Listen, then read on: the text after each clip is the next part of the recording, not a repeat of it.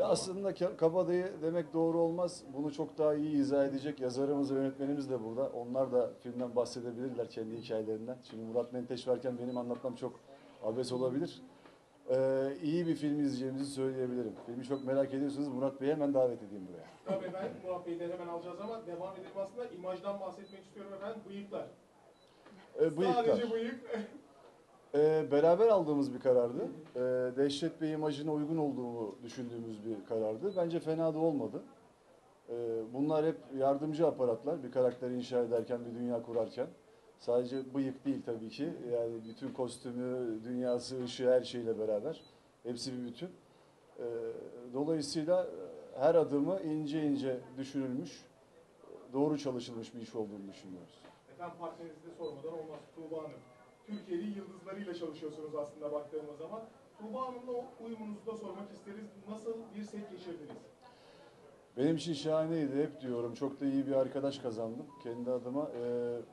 Birçok şeyi, daha sahneler ya da hikayemiz başlamadan önce uzun uzadıya sohbet etsek de etmesek de kendimizin, birbirimizin aynı frekansta olduğumuzu düşünüyorum iş bazında. Dolayısıyla işimiz çok kolaylaştı beraber oynarken.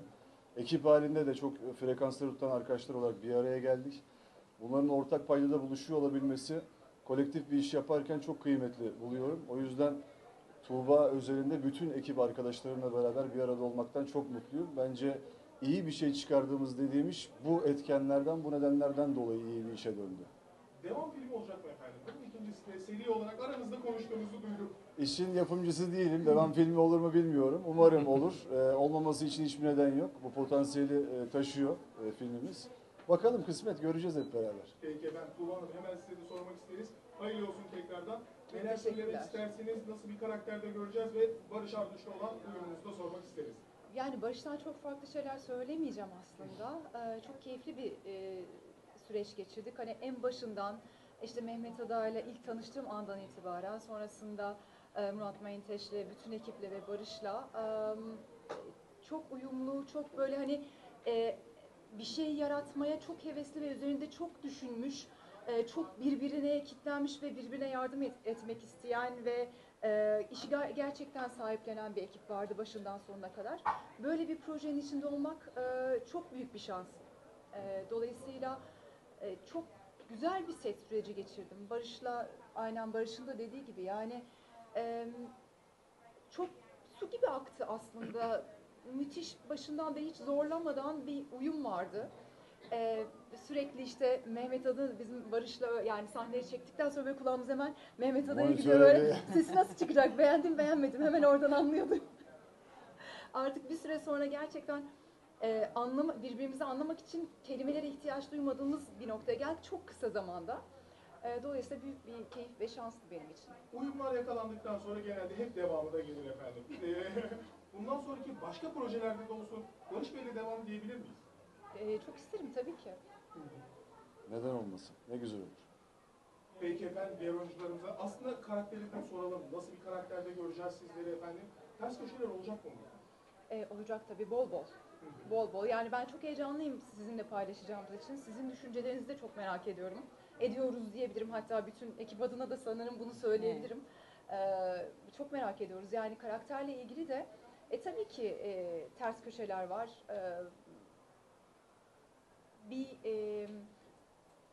Bir şeyi dönüştürme efekti olan bir karakter, Abide karakteri. Ama çok da fazla hani şimdiden bir şey söylemek istemiyorum. Bir bakın bakalım. Diğer ekip arkadaşlarınız için neler söylersiniz efendim? Dolunay Hanım olsun. Birçok isim de var aslında baktığımız zaman. Nasıl geçti diyelim? Onlar için de sizin için de. İşte söyledim. Yani çok keyifliydi. İlk andan itibaren çok yani dediğim gibi çok hani ne yapsak üstüne neyi nasıl koyabiliriz, nasıl daha iyi çıkar, ne yapabiliriz diye konuştuğumuz bir ortam vardı sürekli sette. Peki efendim. Dolunay Hanım hemen merhabalar diyelim. Merhaba. Müthiş bir iş geliyor. Neler söyleyeceksiniz? Siz nasıl bir karakterde göreceksiniz? Çok heyecanlıyım her şeyin başında çünkü çok sıklıkla yapılan bir tür değil bu.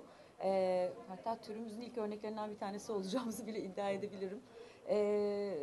Çok senaryoyu ilk okuduğum andan itibaren çok etkilendim. Mehmet Ada'yla zaten çalışmayı çok arzu ediyordum.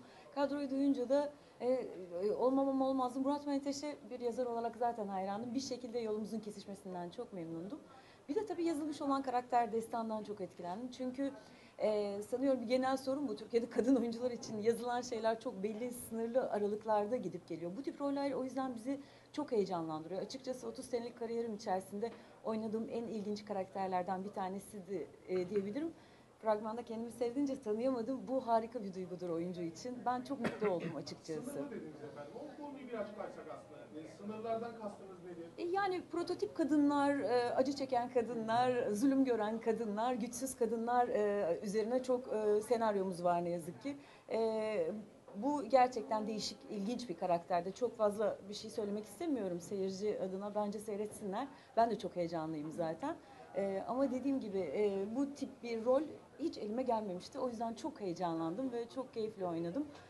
Tabii yönetmenimin ve bütün ekip arkadaşlarımın müthiş bir desteği vardı. Çünkü o tip yeni şeylerde de biraz korkuyorsunuz ama rahatlattılar beni. Çok iyi oyun arkadaşlarım vardı benim. Daha küçük bir çevreyle temas halindeydim. Tuğba ile Barış'la. Mesela Yıldıray'la hiç karşılaşmadık. Ama çok iyi bir ortam vardı. Güzel bir setti diyebilirim. Gönül rahatlığıyla çok güzel geçti. İnşallah devamı da gelir. Diliyorum. Teşekkür ederiz efendim. Yıldırım Bey, siz neler söylemek istersiniz? Dolunay'la da karşılaşmamamız Evet. birazcık sıkıntılı olmuş Evet, galiba. tiyatrodan ortağımdı Dolunay. 30 yıllık arkadaşım falan ama olmadı. Kısmet olmadı bir dahaki sefere. Bence acıklı bir güldürü, çok komik bir öldürü bu. Ve hayatımda oynadığım, yani sinemada oynadığım gerçekten en büyük keyif aldığım rol. Alparslan Forsa karakteri hayatımda gördüğüm en kötü insan. Onun için de onu çok iyi oynamak lazım ki öyle insanlar olmasın. Çok büyük keyif aldım. Yani Murat Menteş'in zaten bütün romanlarını okumuş biriyim ben, hayranıyım. Mehmet Ada Öztekin'le de birlikte çalışma fırsatını bulmuştum daha önceden. Hem bir sinema filminde 7. Koğuş'taki Mucize'de hem de bir dizide. O zaten ilaç prospektüsü verseydi ben oynardım ama bu olağanüstü bir senaryo gerçekten. Yani hayatımın bundan sonrasında dizi olarak devam edecek, sadece bunu oynayacaksın deseler hiç düşünmeden oynarım. Peki efendim, teşekkür ederiz. Teşekkür ederim. Hemen devam edelim. Siz neler söylemek istersiniz? Çok mutluyum böyle Evet, mikrofonlara doğru gelebilirsiniz. Evet. Çok seviniriz veya Böyle yapalım. Çok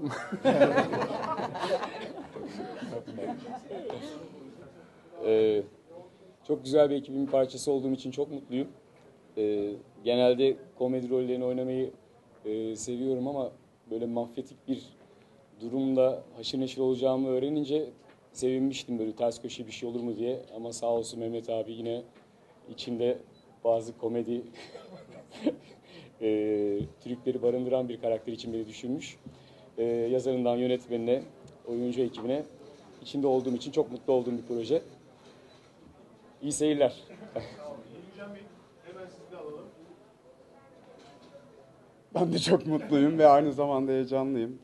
Murat Menteş gibi bir yazarın ve Mehmet Ada Öztekin gibi bir yönetmenin işinde bulunduğum için ayrıca çok mutluyum. Silvanlı karakterini oynuyorum. Karakterimin bir ismi bile yok. Öyle söyleyeyim. Değişik bir karakteri oynuyorum. İyi seyirler. Murat Bey, sizi de alalım aslında. Size de birkaç şey sormak isteriz. Merhabalar. Merhabalar. Efendim, Dehşet Bey için neler söyleyeceksiniz? Bu kadro bir araya nasıl geldi?